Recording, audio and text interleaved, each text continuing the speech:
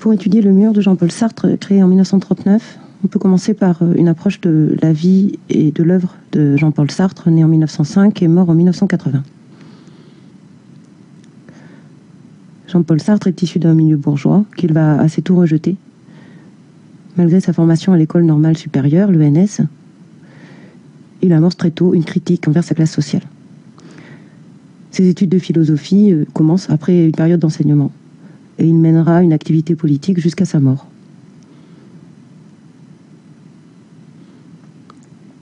Son œuvre est diverse. On peut proposer une approche chronologique des œuvres principales à connaître pour étudier le mur. D'abord les premiers textes philosophiques, puis nouvelles et romans, ensuite l'œuvre dramaturgique, et finalement les textes critiques, littéraires et politiques. Les œuvres principales à connaître seraient donc l'Imagination, un de ses premiers textes philosophiques, écrit en 1936, puis une esquisse d'une théorie des émotions, écrite en 1939, et l'Imaginaire, écrit en 1940, qui constitue un grand pas vers l'existentialisme. Plusieurs nouvelles et romans ont un caractère particulièrement engagé ou marqué du point de vue de l'approche des questions prégnantes dans le mur. La nausée, de 1938, Les chemins de la liberté, de 1943 à 1949. Les œuvres dramaturgiques servent souvent de tribune. Les mouches, en 1943, Huis clos, en 1945, et Les mains sales, en 1948.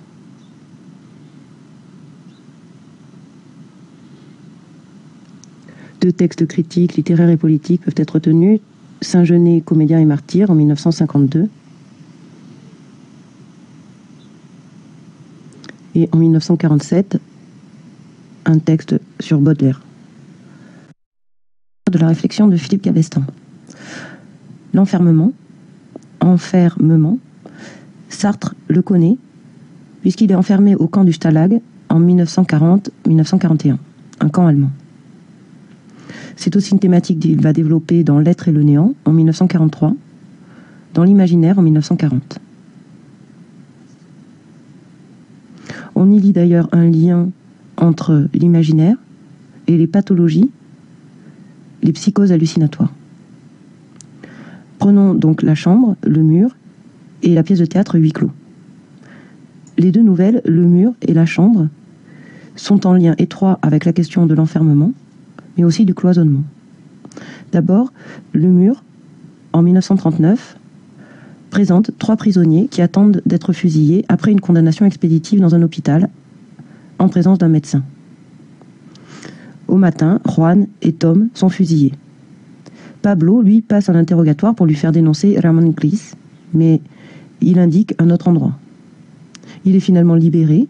Il apprend par Garcia que Ramón Gris a été tué, car il a été retrouvé à l'endroit même que Pablo Ibieta avait indiqué par jeu lors de l'interrogatoire. Dans La chambre, le mal inconnu de Madame d'Arbeda a pour conséquence qu'elle refuse que son mari vienne dans sa chambre. C'est donc un espace réservé, cloisonné, à l'écart de l'autre. On trouve Pierre, Ève, le docteur Franchot, et on peut noter quelques épisodes caractéristiques comme celui où Ève donne une fourchette à Pierre qui n'a presque rien. Ce presque rien souligne que le point de vue de Pierre, c'est son point de vue qui n'est pas donné, mais qui est mis en question, peut faire penser à celui d'un comédien. Il y a une incertitude. Pierre souffre-t-il vraiment d'une psychose hallucinatoire ? Sartre s'est interrogé sur les hallucinations. Il a même été jusqu'à prendre de la mescaline pour comprendre le fonctionnement des hallucinations. Cette incertitude, à savoir si la personne, le personnage et la personne qu'il représente joue ou bien vit sa situation, rappelle le garçon de café qui joue au garçon de café dans L'être et le néant. Il y a aussi la possibilité d'y voir une mise en scène qui aurait pour objectif d'ennuyer son beau-père, Monsieur d'Arbeda. Lui est l'incarnation du bon sens, de la santé, de la force et de la virilité. Lui voudrait qu'Ève se sépare de son mari. Il n'aime pas son beau-fils et n'aime pas la maladie mentale. Il y a dans la chambre un mur entre Pierre et Ève. D'abord parce que la maladie s'oppose à la vérité et que les tentatives de compréhension sont rendues impossibles par cette séparation entre deux. Dans les descriptions des hallucinations, on peut voir, du point de vue d'Ève, un jeu auquel elle ne croit pas, et pourtant, il souffre. Elle essaie de jouer la comédie de l'hallucination, mais elle ne peut pas partager, elle ne peut pas elle-même vivre, éprouver ce que Pierre éprouve. Le mur est donc entre les bien portants et les malades, entre les normaux sociaux et les autres, les extérieurs. Dans huis clos, on peut s'interroger sur l'acceptation du néant. Il faut accepter le néant pour être. Savoir ne pas demander à autrui ce qu'il ne peut pas nous donner. Révéler l'identité que nous ne pouvons pas avoir. La relation à autrui est difficile car on attend trop de l'autre. Et c'est ce que propose cette pièce de 1944 avec 3 personnages enfermés entre 4 murs. Inès, Estelle, Garcin. On ne sait pas où sont les personnages jusqu'à la fin. Cette citation très célèbre, « Pas besoin de grille, l'enfer c'est les autres », résout cette interrogation. Pour Sartre, les autres sont ce qu'il y a de plus important pour nous connaître nous-mêmes. Si bien que, si mes rapports sont mauvais, je suis en enfer, car je dépends trop du jugement d'autrui. Il y a là une question ontologique sur l'enfer, sur le rapport à l'autre, sur la vie, sur l'identité. On peut mieux comprendre alors le rôle du regard, le rôle du miroir dans le mur qui sépare les êtres et cloisonne les individus. Je ne sais pas ce qu'autrui pense de moi sans miroir. L'absence de miroir est donc significative dans huis clos. On a besoin de se regarder pour saisir ce que l'autre voit de nous. On se regarde dans l'autre pour pouvoir se modifier à partir de la perception que l'on a de l'image qu'il voit de nous. Ainsi, chaque personnage attend de l'autre qu'il le sauve à partir de son regard et en voyant en lui un miroir. Mais il est à chaque fois déçu. Ainsi, pour se sauver, chacun doit renoncer à être et retomber dans le néant. La question de l'enfermement, la question posée par le recueil de nouvelles Le Mur, s'adosse ainsi à celle que posent l'être et le néant. Le désir ontologique de l'être ne peut pas être satisfait. L'amour que j'attends, l'autre, ne peut pas me le donner. Le garçon de café est le point de départ de la réflexion que Sartre propose dans L'être et le néant. Le garçon de café le marque d'abord par l'instabilité de sa posture. Lui fait penser, par son attitude, à quelqu'un qui s'amuse, qui pratique un jeu, mais un jeu convenu, dont les différentes postures constituent une forme de condition, de cérémonie à laquelle il prend part. Ainsi, le comportement du garçon de café est rapproché par Jean-Paul Sartre de la danse de l'épicier, du tailleur, ou du garde-à-vous du soldat, au regard emprisonné, dont la réflexion n'est plus ouverte à partir de sa propre pensée sur le monde, mais conditionnée par son statut, établi par une obligation, l'obligation de sa condition. Il n'y a plus pour ces personnages, qui ne sont donc plus seulement des personnes, mais des personnalités construites, à partir d'un masque, d'un pattern, on pourrait dire, de comportement, il n'y a plus donc de possibilités abstraites, comme celles qui s'offrent au sujet de droit. Dans cette attitude de garçon de café, dans ce comportement lié à une profession, je ne peux être qu'en représentation. L'être s'oppose ainsi au néant, puisque l'être en représentation n'est pas l'être en soi. L'être en soi serait alors associé au néant qu'ouvre la part de libre choix pour l'individu. L'être et le néant s'opposent ainsi chez Sartre, en ce que l'un est porté par une représentation, tandis que l'autre se vit librement hors de toute condition.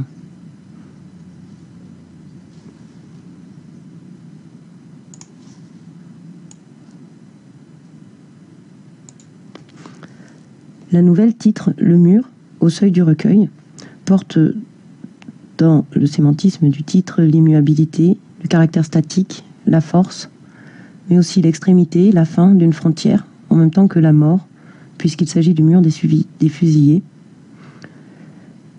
autant que la claustration physique et psychique dans laquelle sont pris les prisonniers. Le mur présente des thématiques autour de la foi et de la trahison, puisque le contexte de la guerre civile, de l'opposition aux fascistes, s'y prête, et y ajoute la thématique de l'enfermement, associée à l'enfer, puisque cette prison à la fois réelle et émotionnelle confine à l'angoisse. L'attente est renforcée par l'obstination des différents personnages. Et cet événement ponctuel que rapporte le genre court prend la valeur de l'exemple, du fait. Le mur, c'est aussi ce qui sépare les personnages en deux groupes, les prisonniers et les geôliers. D'abord les prisonniers, Tom Steinbock, Juan Mirbal, Pablo Ibieta, qui passent la nuit à attendre leur condamnation à mort. Tom et Juan sont fusillés. L'injustice qui met fin à la vie de Juan, arrêté et fusillé parce qu'il est le frère de José, un activiste, permet de rendre sensible le fascisme contre lequel Sartre se positionne à travers cette nouvelle. Pablo Ibieta est épargné. Il trahit involontairement Ramón Gris en révélant une fausse cachette qui s'avère la véritable. Et c'est Garcia qui lui annonce la mort de Ramón le lendemain. Les geôliers, eux, restent anonymes. Deux s'occupent de l'interrogatoire pour savoir où se trouve Ramón. Un, le Belge, a fonction de médecin et qualité d'observateur pendant la nuit d'attente. Il révèle au lecteur les angoisses des 3 prisonniers en attente du mur des fusillés. 4 gardiens assument le jugement et la condamnation au mur d'exécution. Le mur propose une stylistique fondée sur les principes de l'immersion. C'est le point de vue interne du récit homo- et autodiégétique qui permet de créer l'empathie chez le lecteur. Mais c'est aussi le hors-champ qui amplifie l'angoisse, l'inquiétude, par une vie mise en suspens, sous l'influence de Hitchcock et du roman policier ou du roman noir. Le mur présente une spécificité générique que porte la brièveté de la nouvelle, mais aussi de la durée de la diégèse, 24 heures, empruntant ainsi au code du théâtre. On y trouve ainsi une dramatisation permise par le huis clos, une prégnance des dialogues et une place importante donnée aux voix intérieures. Le genre est aussi porté par le contexte sensible, mais non expliqué.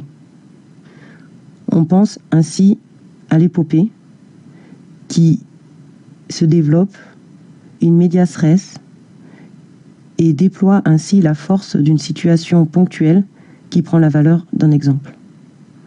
Ainsi, l'hyperbate est au fondement de l'écriture, par ajout, et crée un effet de surprise et de mise en attente qui offre au lecteur la possibilité d'une psychanalyse des différents personnages.